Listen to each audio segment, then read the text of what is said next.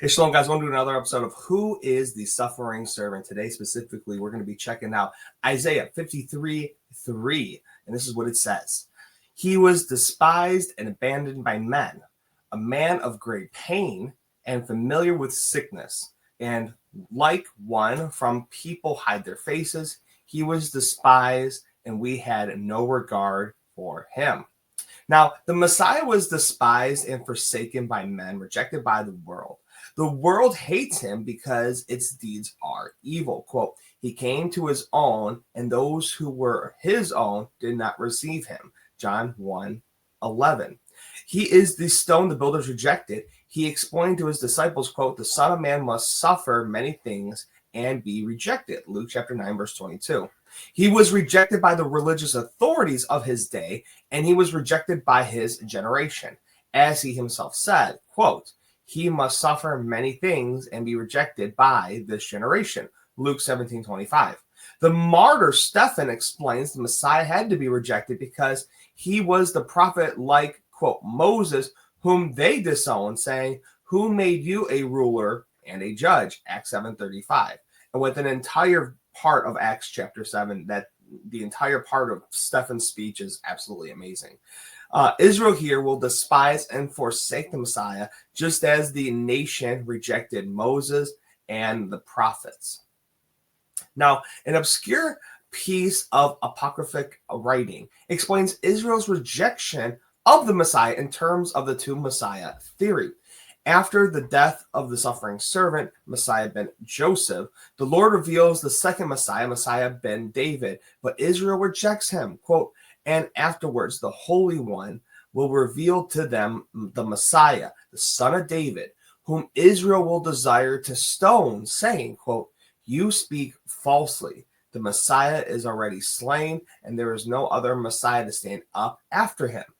And so they will despise him, as it is written in Isaiah 53:3, despised and forsaken of men. But he will turn and hide himself from them, according to the words, like one whom men hide their face. And this is really interesting because within the Talmud, the rabbis and the sages and the elders have come up with this theory that they have seen throughout the entire Tanakh. They argue that there is going to be two messiahs. One will come like Joseph and the other will come like David. Mashiach ben Joseph, Mashiach ben David. And David will come like the one how it's described in Daniel chapter 7, when Joseph will be despised and rejected, but also from, as we see the quote right here, from Mysteries of Simon ben Yachi, it is said that the Messiah, son of David, will hide himself so that they won't be able to see who he is. Just as Joseph's brothers were not able to see who the Messiah was, so too the Jews of the time were not able to see who Yeshua actually was. Now, everyone who is despised by the world, provided only it to be not for deeds of wickedness, right, will be exalted in the future. As it is written in 52:13 of Isaiah, behold, my servant shall prosper. He shall be high and exalted and lofty exceedingly. Who is signified here? The same whom it is written in the text below. He was the despised and the forlorn of men. And this is from Sefer Chassidim.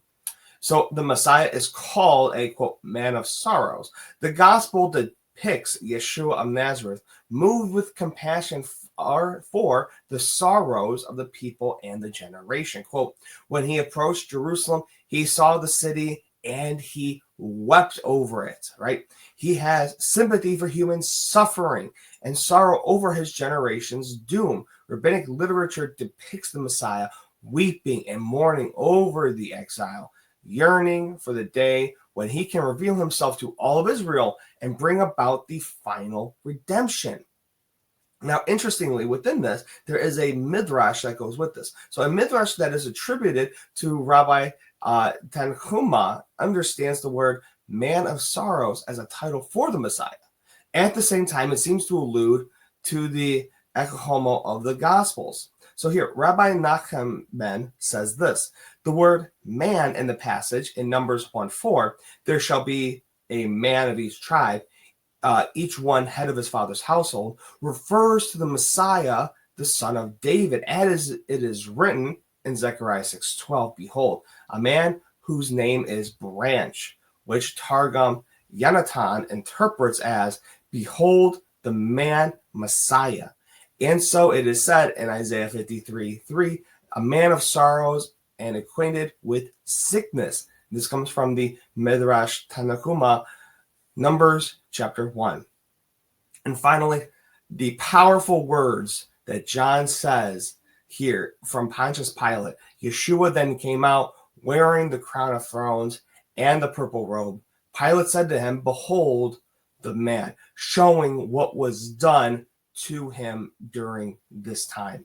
Now, again, the man of the sorrows that is bringing up right here is Yeshua. He is the one who has wept. When he heard that Lazarus has died, he wept. People say this is the shortest quote or the shortest verse throughout the Bible. He has compassion for us because he sees the long suffering that we have gotten as a people.